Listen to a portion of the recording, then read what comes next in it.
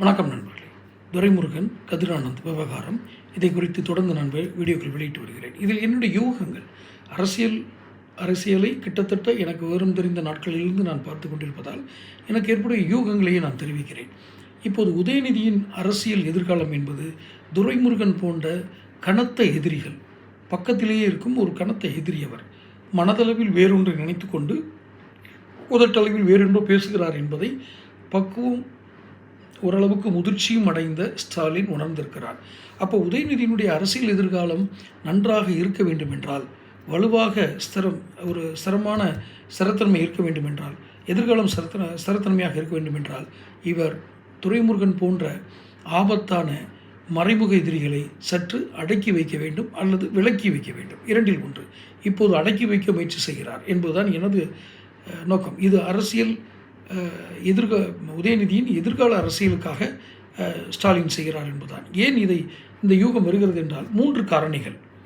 ஒன்று, வேலூரில் தனது களப்பணியால் திமுகவை பலமுறை வெற்றிகர செய்தவர் துரைமுருகன்.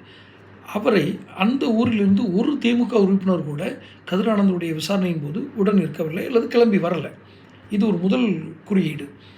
இரண்டாவது குறியீடு, கழகத்தினுடைய 2ஆம் கட்ட தலைவர்கள் ஒரு துண்டறிக்கை கூட வரல. ஒரு அறிக்கை, இவர் இது போன்ற பழிவாங்கல் நடக்கடியில் எங்களுடைய பொதுச் செயலாளருடைய குடும்பத்தையே இப்படி நாசம் பண்ணுறாங்க, பையனை இப்படி அரெஸ்ட் பண்ணுறாங்க, இல்லை தொந்தரவு பண்ணுறாங்கன்னு சொல்லலாம். அப்படி யாரும் அறிக்கை விடவில்லை.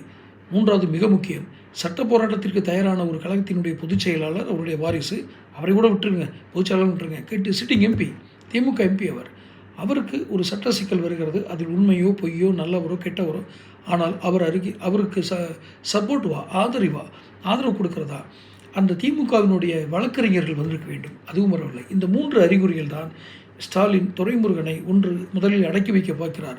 அடங்க மறுத்தால் அடுத்து விலக்கி வைப்பார். ஏனென்றால் மகனின் அரசியல் எதிர்காலம் அங்கே கேள்விக்குறியாகிவிடும் இவரை வைத்திருந்தால் என்பது இங்கே புரிகிறது. அடுத்து என்ன நடக்கும்? சப்ஸ்கிரைப் பண்ணுங்கள், நோட்டிஃபிகேஷன் பில் பதிவு பண்ணுங்கள். அப்போ தான் வீடியோக்கள் வந்து சேரும். பிடிச்சிருந்தா லைக் பண்ணி ஷேர் பண்ணுங்கள். நன்றி.